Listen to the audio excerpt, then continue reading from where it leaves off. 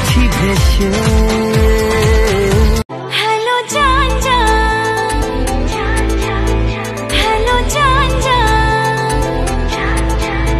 এটা একটা দারুণ ব্যাপার জানেন, জীবনে কিছু কিছু জিনিস যতক্ষণ না নিজে এক্সপিরিয়েন্স করছি ততক্ষণ সেটার গুরুত্ব বোঝা যায় না। বরবাদ নিয়ে এবার প্রথমবারের মতন মুখ খুললেন ওপার বাংলার জনপ্রিয় নায়িকা শ্রাবন্তী চ্যাটার্জি। বরবাদে শাকিব খান এবং ইদি কাপালের জুটি দেখে শ্রাবন্তী কি বলল তা জানাবো আজকের এই ভিডিওতে। যারা চ্যানেলে নতুন আছো চ্যানেলটিকে এখনই সাবস্ক্রাইব করে রাখো। দর্শক, ভারতীয় এই জনপ্রিয় নায়িকা বলেন, শাকিব খান আমার একজন কাছের মানুষ। শাকিব খানের সাথে এর আগেও আমি শিকারী মুভিতে কাজ করেছি। শাকিব খান খুবই সুন্দর মনের মানুষ এবং অনেক প্রশংসনীয়। ইদি কাপাল তো শাকিব খানের সাথে কাজ করছে এই বেশ কয়েকদিন ধরে, কিন্তু আমি তো শাকিব খানের সাথে অনেক যুগ আগেও কাজ করে এসেছি। শাকিব খান বর্তমান অবস্থানে আসার পিছনে আমার একটু হলেও হাত রয়েছে, কেননা আমিও তার এক মুভিতে নায়িকা হিসেবে কাজ করেছিলাম। আর তখন কাজ করার সময় শাকিব খানের যে সহানুভূতি এবং শাকিব খানের কেয়ারিং দেখে আমি অনেকটাই অবাক হয়েছিলাম। আমি তখনই মনে মনে আইডিয়া করে নিয়েছিলাম যে শাকিব খান হবে একদিন গ্লোবাল সুপারস্টার। আর ঠিক এখনই কিন্তু শাকিব খান গ্লোবাল সুপারস্টার হওয়ার পথে আছে।